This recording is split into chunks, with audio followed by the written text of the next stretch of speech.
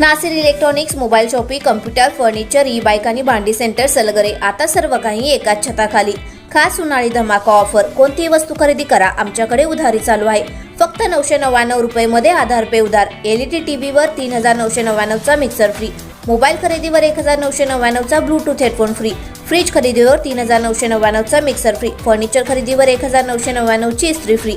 जुना mobile, TV, fridge आणून द्या, नवीन घेऊन जा. Exchange offer.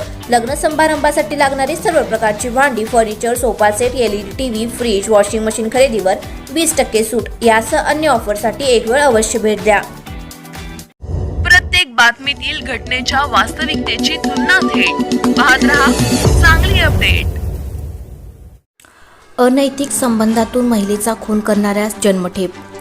जत तालुक्यातील खिलारवाडी येथे अनैतिक संबंध तोडल्याच्या रागातून महिलेचा खून करणाऱ्यास जन्मठेपेची शिक्षा सुनावण्यात आली.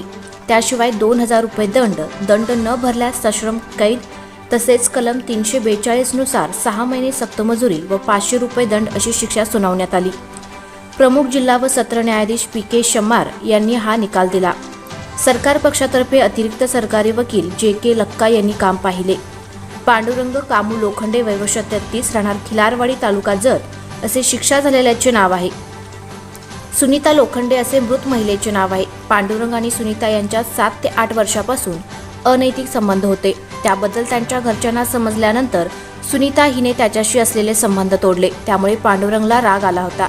त्यानंतर दिनांक 30 डिसेंबर 2018 रोजी पांडुरंगने सुनीताला त्याच्या घरात जबरदस्तीने नेले. तेथे चाकूने तिच्या डोक्यात, तोंडावर, पाठीवर, पोटावर वार करून तिचा खून केला होता. या गुन्ह्याचा तपास तत्कालीन पोलीस निरीक्षक प्रकाश गायकवाड यांनी केला होता. त्यांनी घटनास्थळाचा पंचनामा केला. फिर्यादी, पंच, डॉक्टर यांचा जबाब नोंदवून आरोपपत्र न्यायालयात दाखल केले. या खटल्यात एकूण 16 साक्षीदार तपासण्यात आले. दोन्ही बाजूंचा युक्तिवाद ऐकल्यानंतर न्यायाधीश शम्मार यांनी पांडुरंग याला दोषी ठरवून जन्मठेपेची शिक्षा सुनावली.